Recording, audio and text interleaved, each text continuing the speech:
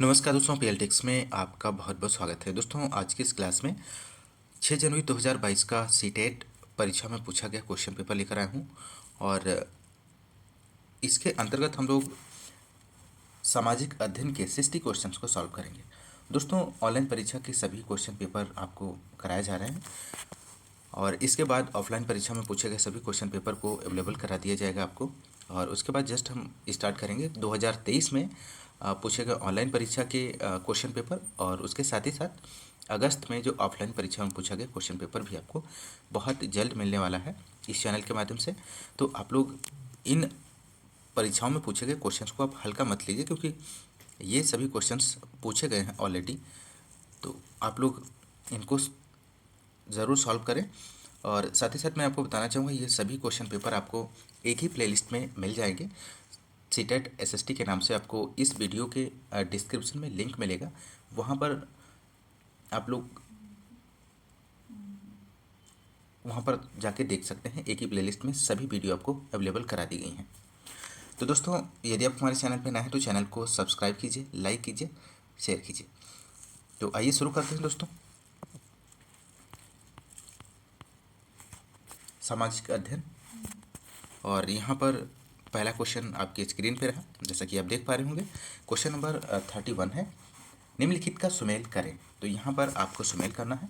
एक तरफ सूची दी गई है और दूसरी तरफ वाई सूची दी गई है, और एक्स सूची को वाई सूची से मिलान करना है। क्वेश्चन नंबर 31 है।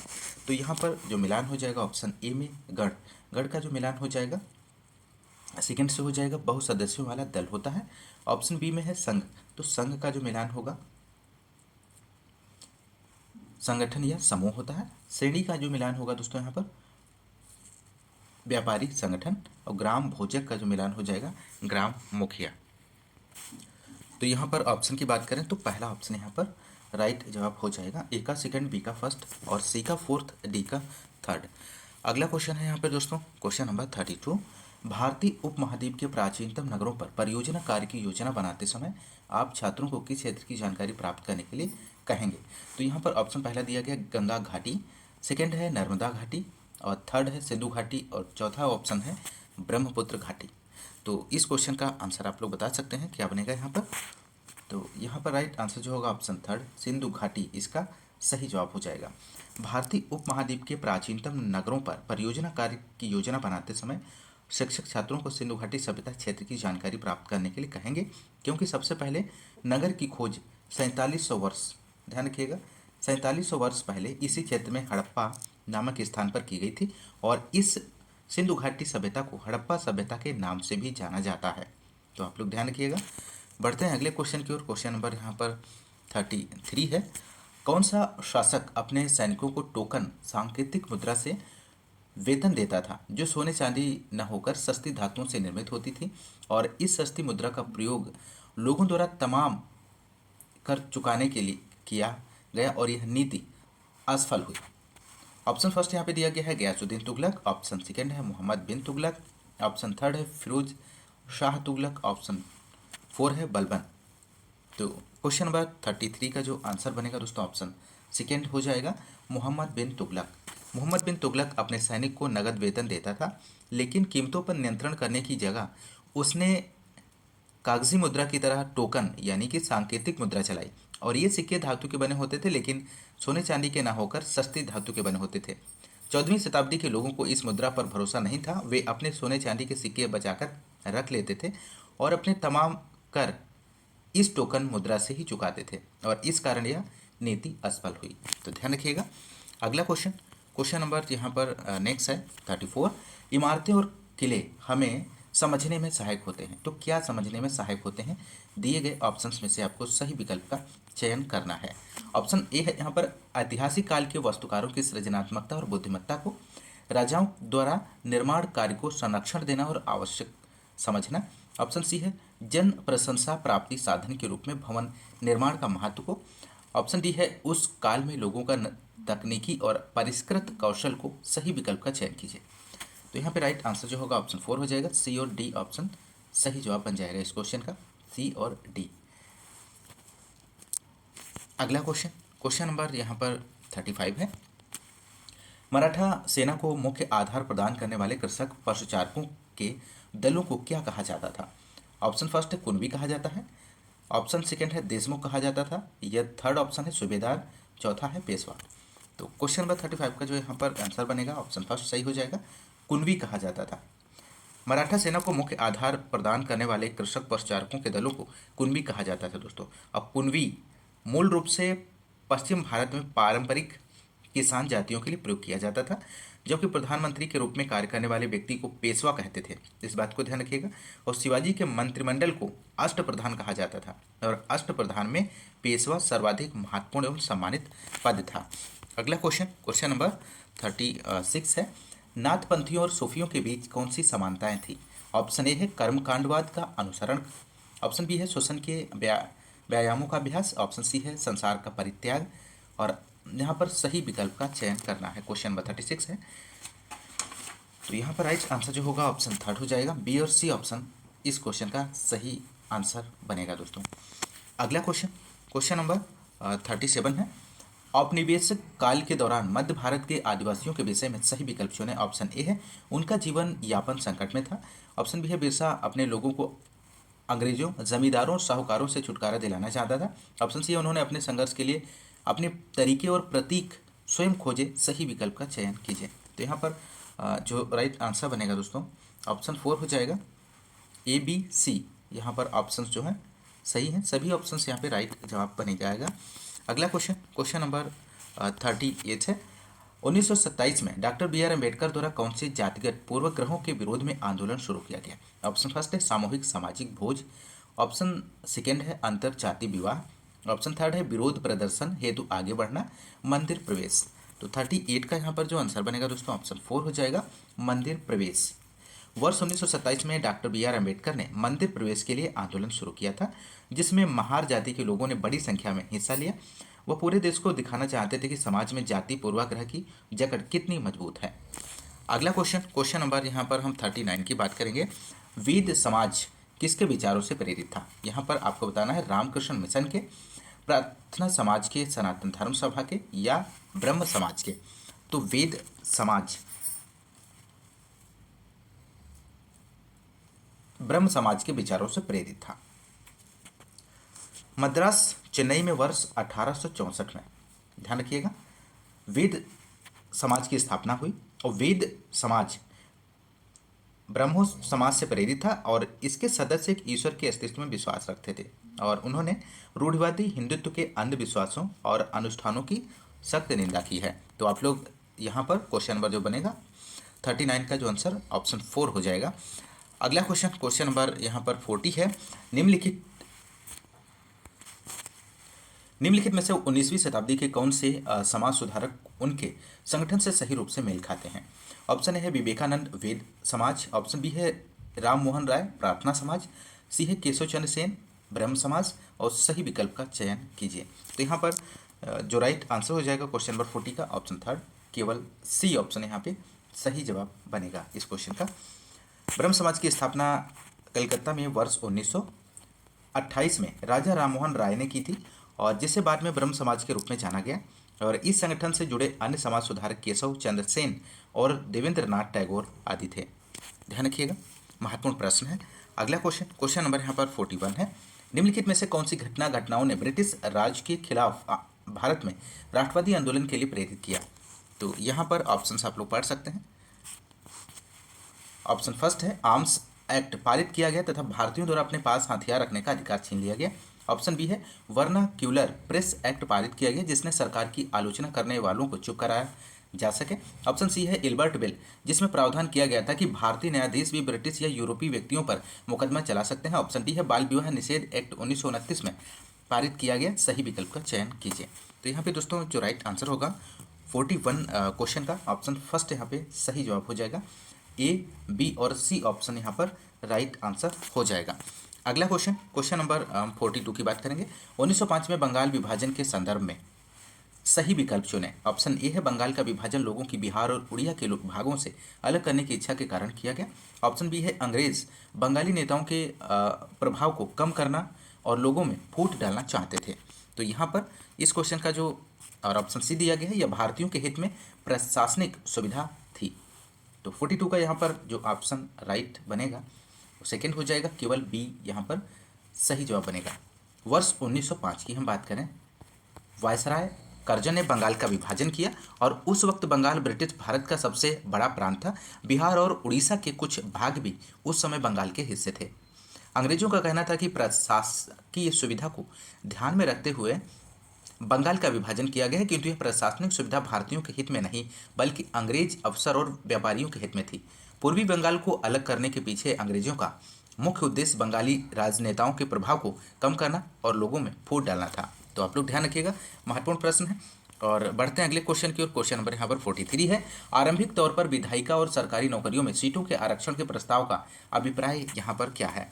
तो यहाँ पर ऑप्शन फर्स्ट है, गरीब लोगों के लिए प्रतिनिधित्व और रोजगार के अवसर उपलब्ध कराना। ऑप्शन सेकेंड है, समाज में व्याप्त असमानताओं को खत्म करना तथा लोगों को आगे बढ़ने में सहयोग देना। ऑप्शन थर्ड है, ऐतिहासिक उत्पीड़न और अभिजात वर्ग को अमानवीय दशाओं में सेवाएं उपलब्ध कराए जाने के क्षतिपूर्व हेतु, सामाजिक रूप से संपन्न हेतु किंतु गरीब व्यक्तियों को सहायता प्रदान करने हेतु।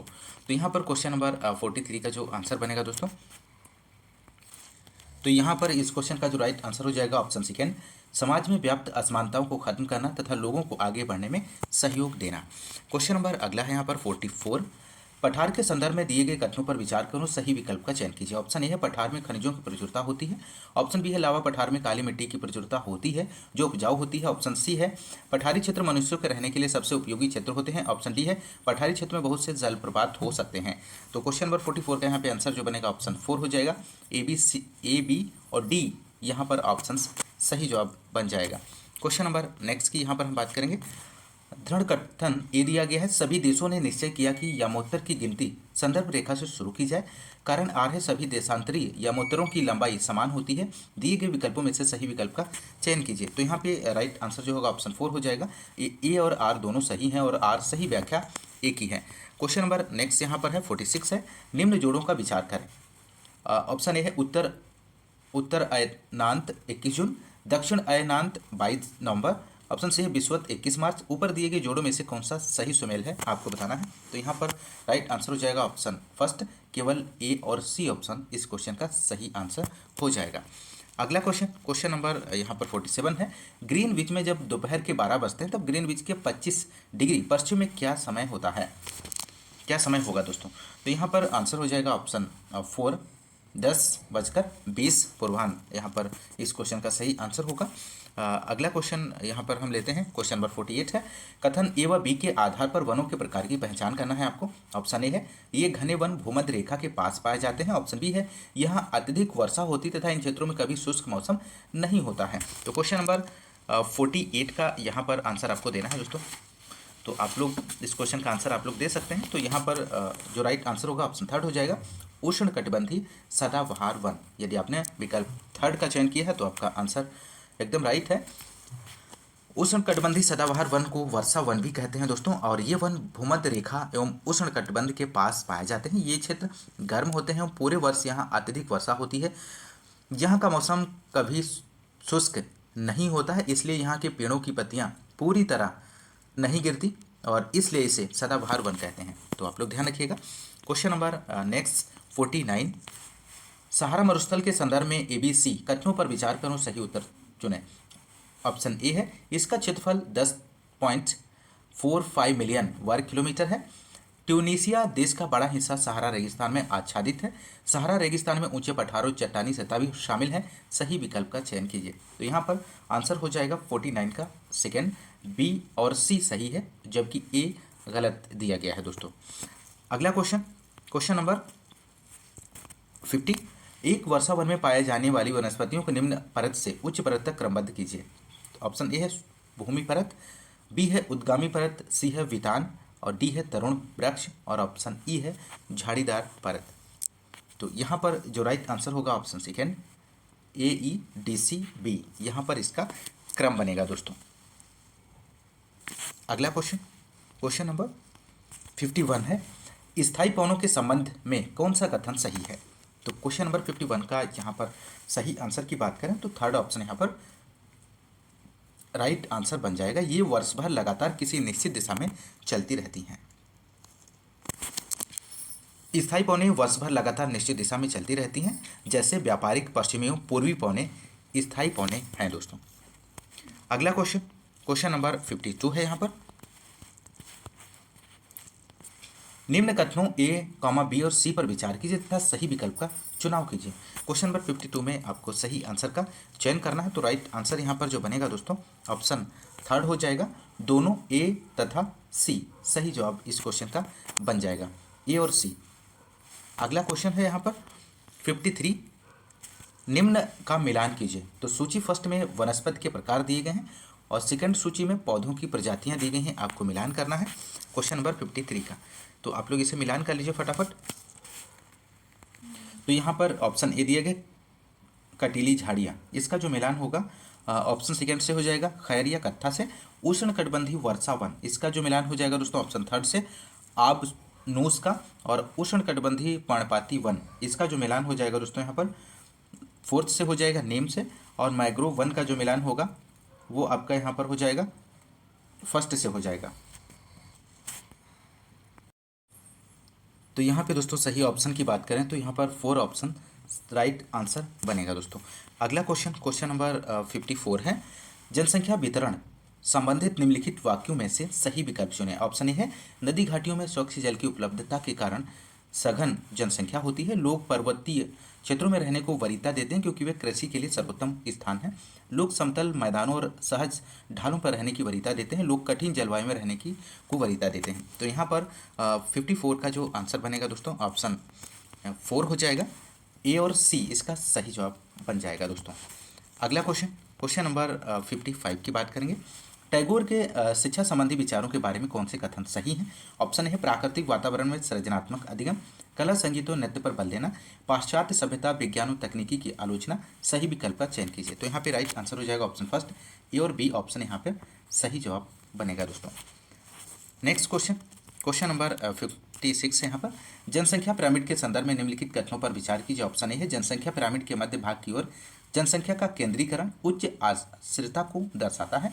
ऑप्शन बी है वयोवृद्ध आश्रित जनसंख्या जनसंख्या पिरामिड के शीर्ष पर दिखाई देता है। ऑप्शन सी है चौड़ा आधार जो ऊपर तीव्रता से सकरा हो जाता है वह जन्म एवं मृत्यु की उच्च दरों को दर्शाता है। सही विकल्प का चयन कीजिए। तो यहाँ पर इस क्वेश्चन का जो आंसर सही होगा दोस्तों ऑप्शन सेकेंड हो जाएगा। बी और सी दोनों सही ऑप्शन हो जाएंगे इस क्वेश्चन का। अगला क्वेश्चन, क्वेश्चन नंबर 57 है।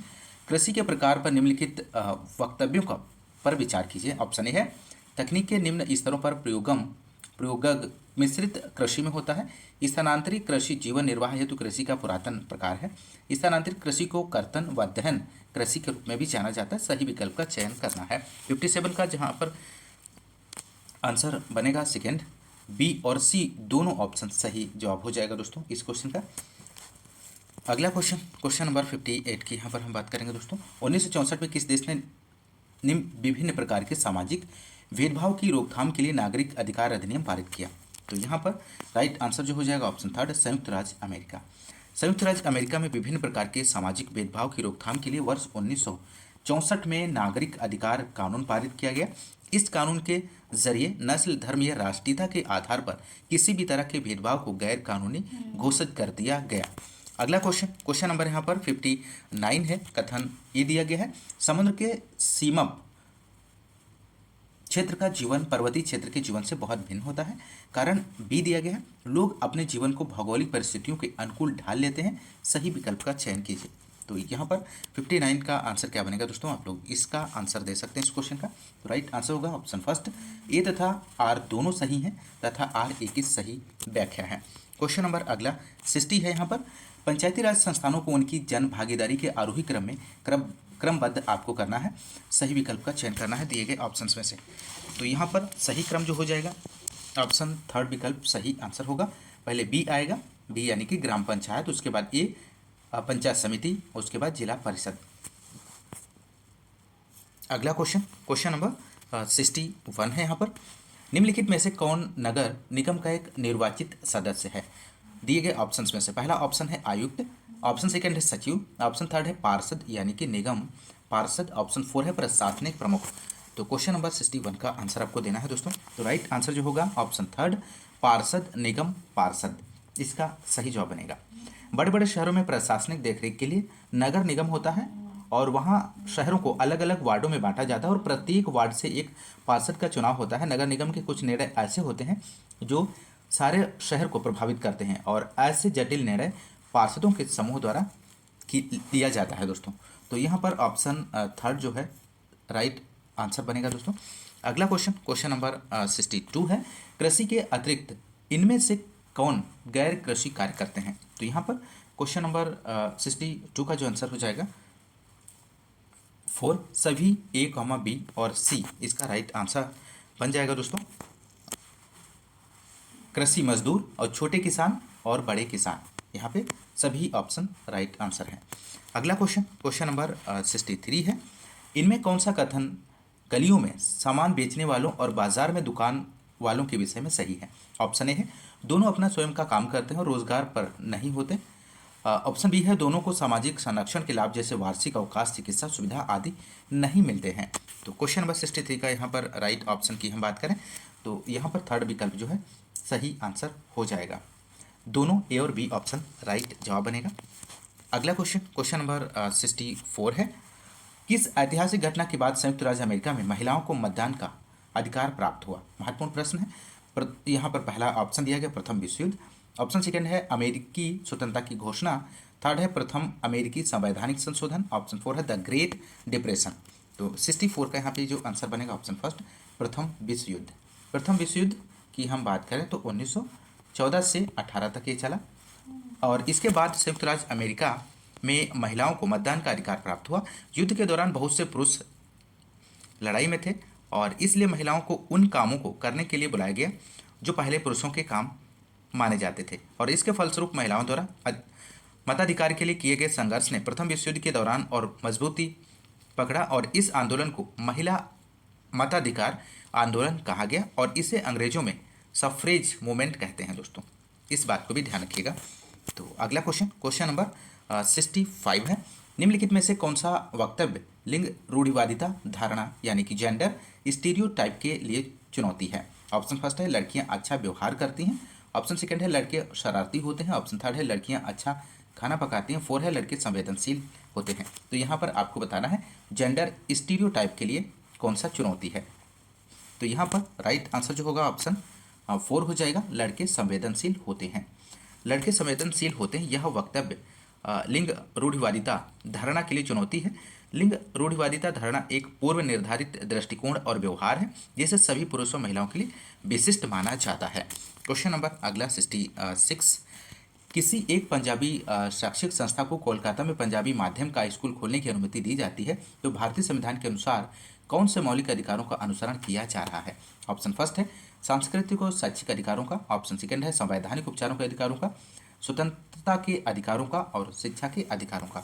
तो यहाँ पर क्वेश्चन नंबर 66 का आंसर बनेगा ऑप्शन फर्स्ट, सांस्कृतिक और शैक्षिक अधिकारों का। सांस्कृतिक और शैक्षिक अधिकार संविधान में कहा गया है कि धार्मिक और भाषाई सभी अल्पसंख्यक समुदाय अपनी संस्कृति की रक्षा और विकास के लिए अपने अपने शैक्षिक संस्थान खोल सकते हैं। तो दोस्तों यदि आपको क्लास पसंद आ रही तो क्लास को ज़्यादा से ज़्यादा लाइक और शेयर करना मत भूलिएगा दोस्तों। और यदि आप हमारे चैनल पर नए हैं तो चैनल को सब्सक्राइब ज़रूर कीजिएगा। बढ़ते हैं अगले क्वेश्चन की ओर। क्वेश्चन नंबर 67, एक अध्यापिका को अपनी छात्रों को यह समझाने के लिए नए कानून लाने में साधारण व्यक्ति की भी महत्वपूर्ण भूमिका होती है, कक्षा में कौन सा उदाहरण सहायक होगा? तो 67 का यहाँ पर आंसर आपको देना है दोस्तों। ऑप्शन पहला है वर्ष 1999 वकीलों के एक समूह कानून के विद्यार्थियों और सक्रिय व्यक्तियों ने राष्ट्रव्यापी सलाह मशविरे लेकर घरेलू हिंसा से संरक्षण और रोकने संबंधी बिल प्रस्ताव का खाका तैयार करने में अग्रणी भूमिका निभाई।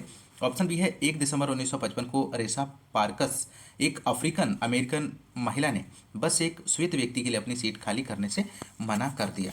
तो यहाँ पर क्वेश्चन नंबर और ऑप्शन सी भी यहाँ पर दिया गया है 1870 के राजद्रोह अधिनियम को लागू किया गया। उपयुक्त उदाहरणों को चुनाव कीजिए। तो क्वेश्चन नंबर 67 का जो आंसर बनेगा यहाँ पर दोस्तों ऑप्शन सेकेंड हो जाएगा, केवल बी और सी ऑप्शन राइट जवाब हो जाएगा। अगला क्वेश्चन, क्वेश्चन नंबर 68 है यहाँ पर। निम्नलिखित में से कौन सा वक्तव्य भारत में न्यायिक व्यवस्था के बारे में सही है? ऑप्शन फर्स्ट है, केंद्र और किसी भी राज्य के बीच विवाद के मामले में उस राज्य का उच्च न्यायालय इस मुद्दे या मुकदमे को ले जा सकता है। औपनिवेशिक काल का federal court of India Bharat के उच्चतम न्यायालय का पूर्वज है। थर्ड ऑप्शन है, जनहित याचिका किसी भी न्यायालय में केवल पीड़ित व्यक्ति द्वारा ही दर्ज की जा सकती है। ऑप्शन फोर है, न्यायिक समीक्षा का अधिकार भारत में केवल उच्चतम न्यायालय का है। तो यहाँ पर दिए गए ऑप्शंस में से सटीक आंसर का आप लोग चयन कर सकते हैं। तो राइट आंसर जो होगा ऑप्शन सेकेंड, औपनिवेशिक काल का federal court of India Bharat के उच्चतम न्यायालय का पूर्वज है। अगला क्वेश्चन, क्वेश्चन नंबर 69 है, हाशियाकृत होने से अनुभव होता है। ऑप्शन है गौरव का, भेदभाव का, निर्बलता का। सही विकल्प का चुनाव करें। तो यहाँ पर राइट आंसर हो जाएगा ऑप्शन थर्ड, बी और सी, यानी कि भेदभाव का और निर्बलता का अनुभव होता है। अगला क्वेश्चन, क्वेश्चन नंबर 70 है, इनमें से कौन सा हाशियाई समूह के हितों की रक्षा में सहायक होता है? ऑप्शन ए है अस्पृश्यता उन्मूलन जैसे कानून बनाना। ऑप्शन बी है विशेष योजना जैसे हाशियाई वर्गों के छात्रों के लिए सब्सिडी दरों पर हॉस्टल व्यवस्था करना। ऑप्शन सी है हाशियाई समूह के छात्रों के लिए विशेष छात्रवृत्तियां देना। ऑप्शन डी है हाशियाई समूह छात्रों के विचार अभिव्यक्ति हेतु प्रतियोगिताओं का आयोजन। और सही विकल्प का चुनाव कीजिए। क्वेश्चन नंबर 70 का यहाँ पे जो आंसर हो जाएगा ऑप्शन फर्स्ट, ए, बी और सी ऑप्शन यहाँ पर राइट जवाब बन जाएगा दोस्तों। अगला क्वेश्चन, क्वेश्चन नंबर 71 यहाँ पर दिया गया है, विद्यालय में सामाजिक विज्ञान के शिक्षण के एक मुख्य ध्येय क्या है? यहाँ पर ऑप्शंस आपके दिए गए हैं दोस्तों। तो यहाँ पर जो 71 का आंसर बनेगा ऑप्शन फर्स्ट हो जाएगा, छात्रों में अपने सामाजिक तथा भौतिक संसार को समझने के सही ज्ञान, मनोवृत्तियों तथा झुकाव को बढ़ावा देना। अगला क्वेश्चन, क्वेश्चन नंबर यहाँ पर 72 है, भूगोल शिक्षण का प्रयास होना चाहिए। तो क्या प्रयास होना चाहिए? ऑप्शन ए है जिस संसार में हम रहते हैं उनकी समझ के लिए अवधारणाओं से परिचय कराना, विभिन्न क्षेत्रों की परस्पर आश्रितता की समझ को बढ़ावा। ऑप्शन सी, पर्यावरण और संसाधनों के संरक्षण के प्रति संवेदनशील बनाना। सही विकल्प का चुनाव कीजिए। तो यहाँ पे राइट आंसर हो जाएगा ऑप्शन सेकेंड, ए और सी विकल्प यहाँ पे सही आंसर बनेगा। क्वेश्चन नंबर अगला 73 है यहाँ पर, निम्नलिखित में से कौन सा शिक्षण अधिगम का संसाधन नहीं है? नहीं दिया गया है दोस्तों, आपको ध्यान रखना है, क्वेश्चन में नहीं पूछा गया है। तो पाठ्य पुस्तक, मानचित्र, प्रदर्शन, नमूना या मॉडल। तो इनमें से कौन सा नहीं है? तो राइट आंसर होगा ऑप्शन थर्ड, प्रदर्शन इसका सही आंसर हो जाएगा। शिक्षण अधिगम संसाधन वह उपकरण है जिनका उपयोग शिक्षण के द्वारा छात्रों को किसी अवधारणा को आसानी तथा कुशलता से सीखने में सहायता करने के लिए किया जाता है। यह संसाधन डिजिटल और गैर डिजिटल दोनों प्रकार के होते हैं। डिजिटल अधिगम संसाधन के अंतर्गत यदि हम बात करें तो चलचित्र आता है, सिनेमा, समाचार, दूरदर्शन को सम्मिलित किया जाता है। और गैर डिजिटल की बात करें तो अधिगम संसाधनों में पाठ्य पुस्तकें आती हैं, चॉक बोर्ड आता है, चार्ट और नक्शा, ग्लोब मॉडल, इन सभी का उपयोग किया जाता है। और प्रदर्शन कोई संसाधन नहीं है बल्कि शिक्षण अधिगम संसाधनों को छात्रों के समक्ष दिखाने की क्रिया है। अगला क्वेश्चन, क्वेश्चन नंबर 74 है, सामाजिक विज्ञान की कक्षा में किस प्रकार के शिक्षा शास्त्र का अनुसरण किया जाना चाहिए? ऑप्शन फर्स्ट है प्राधिकारिक, तटस्थ एवं संवेदनशील, पारंपरिक, पक्षपातपूर्ण एवं विभेदात्मक। तो यहाँ पर राइट आंसर होगा ऑप्शन सेकेंड, इसका सही जवाब हो जाएगा तटस्थ एवं संवेदनशील। सामाजिक विज्ञान वह अनुशासन है जो विद्यार्थियों में आसपास के वातावरण और पर्यावरण में हो रहे परिवर्तनों के बारे में तटस्थ, संवेदनशील एवं आलोचनात्मक समझ विकसित करता है, जैसे ग्लोबल वार्मिंग।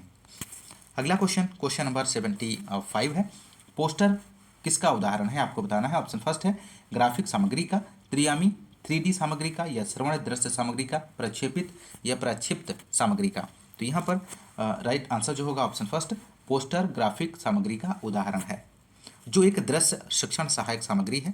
ग्राफिक सामग्री में पोस्टर के अतिरिक्त map, chart, cartoon, diagram, comic, flash card आते हैं दोस्तों। क्वेश्चन नंबर अगला 76 है, सामाजिक विज्ञान की कक्षा में चार्टों, रेखा चित्रों, समय सीमाओं तथा मानचित्रों का प्रयोग इसके अधिगम को बनाता है। ऑप्शन ए है इसकी प्रकृति को और वैज्ञानिक। ऑप्शन बी है छात्रों के लिए भागीदारीपूर्ण तथा क्रियाशील, काफ़ी समय लेने वाला एवं उबाऊ, ज़्यादा संगठित, विचारों संकल्पनाओं के विकास में सहयोगी। निम्नलिखित में से उपयुक्त विकल्प का चयन कीजिए। तो यहाँ पर क्वेश्चन नंबर 76 का जो राइट आंसर होगा ऑप्शन थर्ड, ए, बी, डी, ई ऑप्शन यहाँ पे सही आंसर हो जाएगा। ए, बी और डी और ई यहाँ पर सही विकल्प बनेगा।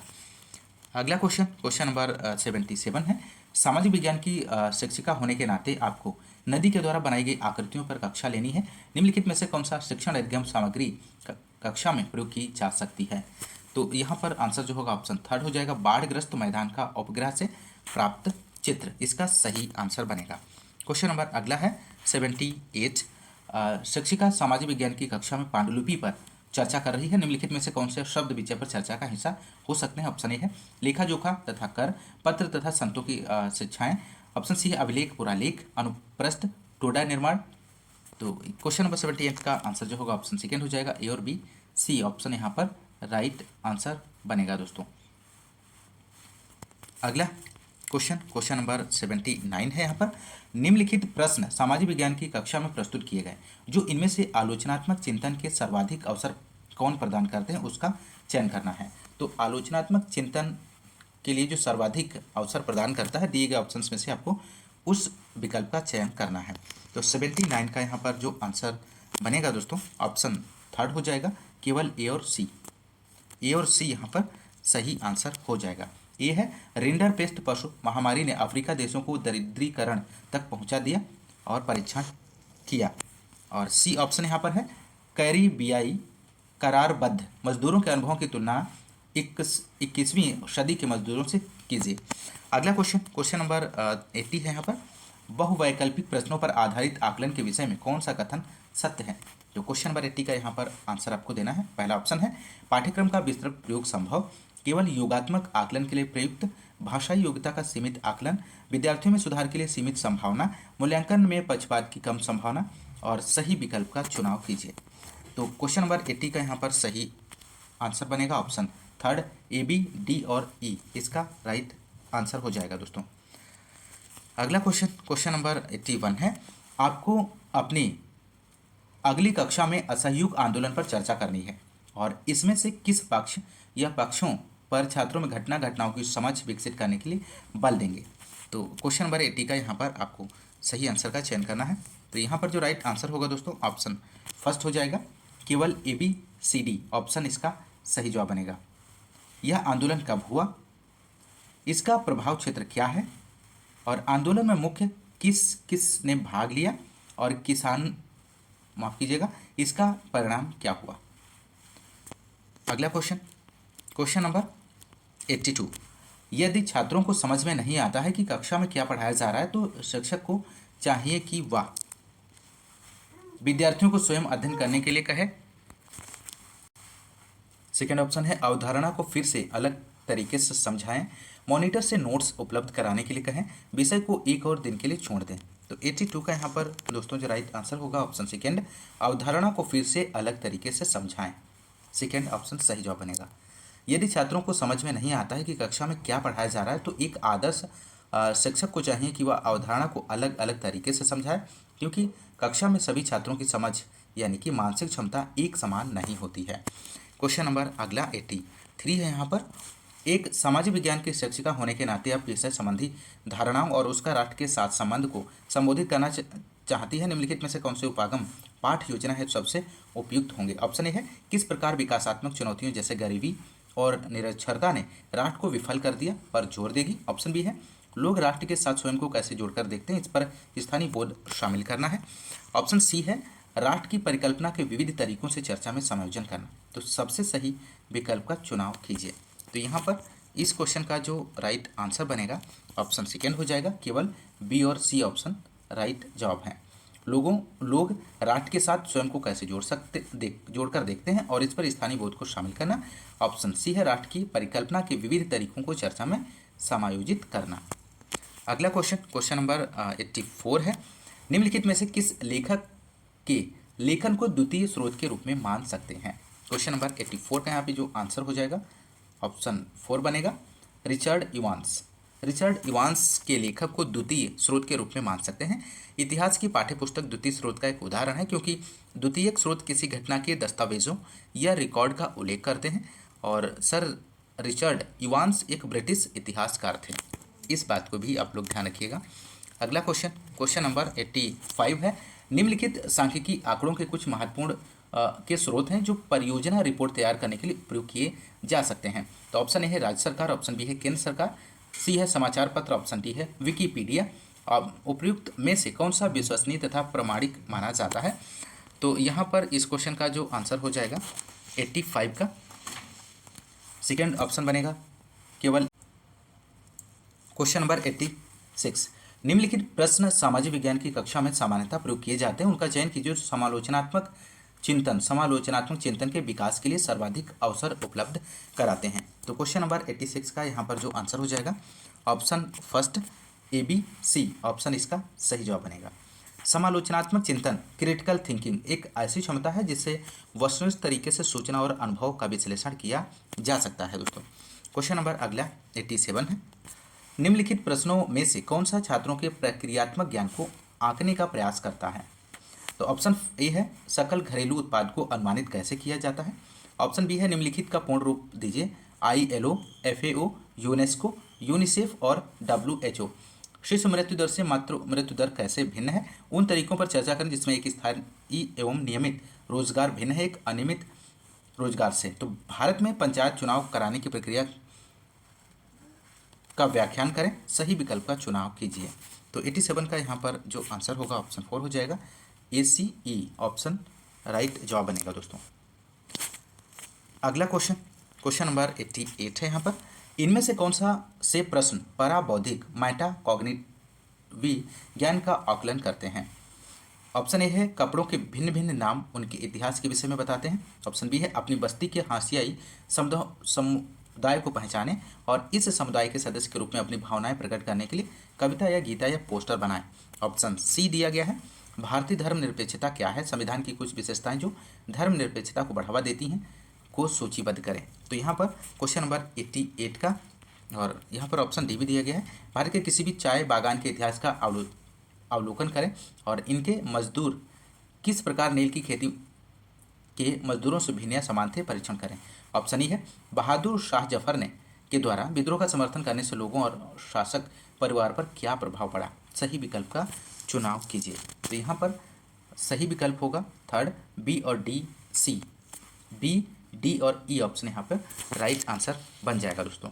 बौद्धिक ज्ञान मेटाकॉग्निटिव नॉलेज वह है जो व्यक्ति अपने और दूसरों के बारे में संज्ञानात्मक प्रोसेसर के रूप में जानते हैं।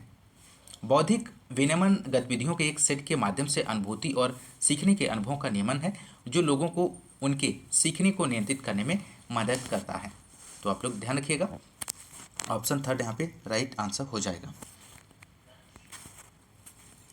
और यहाँ पर अगले क्वेश्चन की ओर बढ़ते हैं दोस्तों। अगला क्वेश्चन यहाँ पर है 89, निम्नलिखित में से कौन से प्रश्न ज्ञानात्मक प्रक्रिया के विश्लेषण पहलू का आकलन करते हैं? ऑप्शन ए है रोजा पार्क्स कौन थी और उन्होंने कैसे वियोजन विभेद के कानून का विरोध किया, ऑप्शन बी है 1964 का नागरिक अधिकार कानून 2005 के सूचना का अधिकार से कैसे अलग है, ऑप्शन सी है आर्थिक और गैर आर्थिक गतिविधियों में भेद कीजिए, ऑप्शन डी है 3 विशिष्टताओं को सूचीबद्ध कीजिए जिन्होंने जनसंख्या परिवर्तन का रास्ता दिखाया, सही विकल्प का चुनाव कीजिए। तो यहाँ पर 89 का सही विकल्प का चयन करना है आपको दोस्तों। तो राइट आंसर क्या बनेगा, ऑप्शन सेकेंड इसका सही जवाब हो जाएगा, बी और सी ऑप्शन राइट आंसर हो जाएगा। शिक्षा का विश्लेषणात्मक अर्थ शिक्षा जन्मजात शक्तियों के विकास के रूप में शिक्षा मनोविज्ञान के क्षेत्र में होने वाली प्रगति के परिणाम स्वरूप मनोवैज्ञानिक की मान्यता है। ज्ञान को छात्रों के मस्तिष्क में ठूस कर भरना शिक्षा नहीं है दोस्तों। तो यहाँ पर ऑप्शन सेकेंड सही आंसर हो जाएगा। क्वेश्चन नंबर अगला है और अंतिम क्वेश्चन है इस क्वेश्चन पेपर का, क्वेश्चन नंबर 90, निम्नलिखित प्रश्नों को पढ़िए, इनमें से कौन सा ज्ञानात्मक प्रक्रिया के अनुप्रयोग पहलू का आकलन करता है? ऑप्शन ए यहाँ पर दिया गया है आर्थिक गतिविधियों के 5 उदाहरण दीजिए, सार्वजनिक क्षेत्र की 5 कंपनियों को सूचीबद्ध करें, कृषि विकास शब्द से क्या समझते हैं, निर्वाह कृषि की व्याख्या कीजिए, रोपण कृषि की मुख्य विशेषता क्या है, सही विकल्प का चुनाव कीजिए। तो क्वेश्चन नंबर 90 का आंसर आपको देना है दोस्तों। तो यहाँ पर जो राइट आंसर होगा ऑप्शन ए फर्स्ट हो जाएगा दोस्तों, ए और बी ऑप्शन सही जवाब हो जाएगा। संज्ञानात्मक विकास में मानसिक कल्पना, भाषा, चिंतन और स्मृति विकास तर्कणा समस्या समाधान आधार का काम करती है और जिसका प्रयोग पूर्व अनुभवों को संगठित करने के लिए किया जाता है। जो नए ज्ञान के लिए पियाजे ने बालक के ज्ञान को स्कीमा से निर्मित माना जाता है। तो यहाँ पर आप लोग ध्यान रखिएगा दोस्तों ये रहे यहाँ पर 60 क्वेश्चंस आपने सॉल्व किया एसएसटी के, और सभी क्वेश्चंस का आप लोग ज़्यादा से ज़्यादा प्रैक्टिस करते रहिए दोस्तों। दोस्तों आज के इस क्लास में बस इतना ही, मिलते हैं नेक्स्ट क्लास में, तब तक के लिए नमस्कार, जय हिंद, धन्यवाद।